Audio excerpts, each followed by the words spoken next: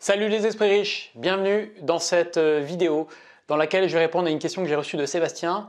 Et sa question, c'était peut-on devenir libre financièrement avec l'immobilier en seulement 3 ans comme il le voit parfois sur Internet. Je vais vous mettre un lien juste en bas dans lequel vous allez pouvoir trouver, j'organise une conférence en ligne très prochainement sur laquelle je vais parler uniquement d'un aspect de l'immobilier, c'est comment trouver la bonne affaire.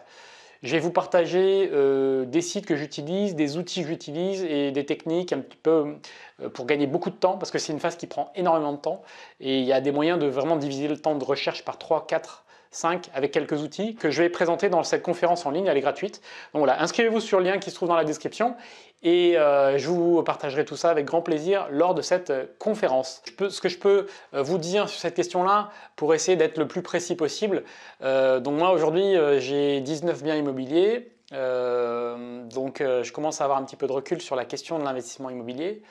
Et ce que je peux vous dire, c'est que en fait, je vais faire une grande distinction qui va, je pense, aussi résoudre pas mal de questions et de débats que je vois dans les forums ou sur les pages de commentaires, autour de l'investissement immobilier. Parce qu'en gros, ce qui se passe, c'est qu'il y a une petite guéguerre que vous avez peut-être vu.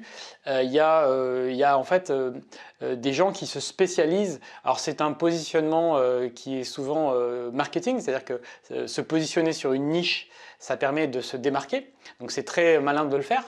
Mais du coup, effectivement, quand vous écoutez quelqu'un qui est dans une niche donnée, alors les niches, vous allez trouver les immeubles de rapport, la colocation, le saisonnier ou la courte durée, ce genre de choses.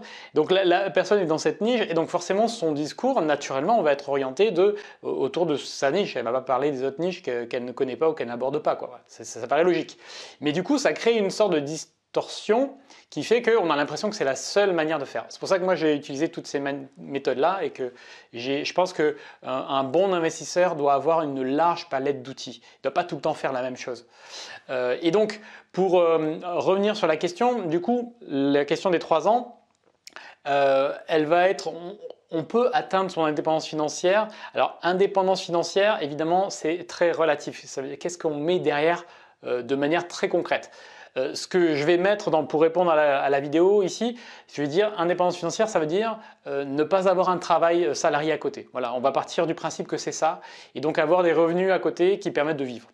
Je vais partir du principe que c'est ça la question de Sébastien, c'est ce qu'il entendait par indépendance financière. Parce que ça peut recouvrir des réalités différentes.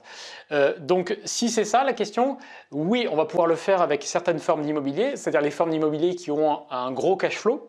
Donc par exemple, ça ne va pas être possible avec une location, un appartement type le studio près des facs que l'on va louer nu ou même en meublé, ça ne va pas être possible puisque le cash flow généralement ne sera pas assez important dans ce cas-là. Mais ça va être possible avec d'autres formes d'immobilier comme celles que j'ai évoquées, des immeubles de rapport, de la location courte durée ou de la colocation. Et après, en fait, on va distinguer dans ces niches-là différentes choses. Si vous allez, celles qui ont le plus gros cash flow, ça reste quand même la location courte durée. Hein, c'est là où il y a généralement le plus gros cash flow. Mais ce n'est pas par hasard. Ce n'est pas par hasard, c'est parce que ça devient une activité à part entière. Ça devient une activité commerciale. Hein. Donc, qu'est-ce que ça veut dire? Donc, activité commerciale par rapport au reste, c'est une activité commerciale dans le sens où vous avez l'exploitation d'un appartement, comme par exemple une entreprise exploite ses locaux, exploite les matières premières pour les valoriser et les revendre. Enfin, vous voyez, on est vraiment sur le même type de philosophie. Alors que si vous faites de l'immeuble de rapport ou si vous faites de la colocation, vous êtes beaucoup plus sur un mode d'investissement classique où vous avez des locataires à, on va dire, moyen-long terme. C'est-à-dire généralement, ils vont rester au moins 6 mois, voire évidemment plus que cela. Donc c'est une grande distinction. Donc plus vous allez sur des activités, des formes d'activités commerciales comme la location courte durée, plus ça sera rentable, mais plus ça va vous prendre de temps, plus il va y avoir de suivi nécessaire, plus il va y avoir aussi de risques opérationnels. Alors même si on peut déléguer pas mal de choses, vous restez quand même le gérant d'une société commerciale. Ça, c'est vraiment important à comprendre, c'est une distinction qui est fondamentale. Et donc, du coup, En 3 ans, oui, Sébastien, pour répondre à ta question, tu peux acheter 3, 4, 5, 6, 7 appartements ou alors 1 ou 2 immeubles que tu bascules en location courte durée et aller sur du gros cash flow. Et avoir du cash flow, pouvoir payer tout ce qu'il faut payer, hein, on va parler de la fiscalité, on va parler des charges, on va parler de tout ce qu'il faut payer et de sortir de quoi vivre. Hein. Ça, c'est tout à fait possible. Au bémol près que du coup, si tu pars sur ce type d'activité commerciale, tu vas du coup te créer un second job qui sera beaucoup plus agréable, qui va travailler pour toi. Enfin, ça n'a rien à voir avec le fait d'être salarié et de travailler pour le rêve de quelqu'un d'autre.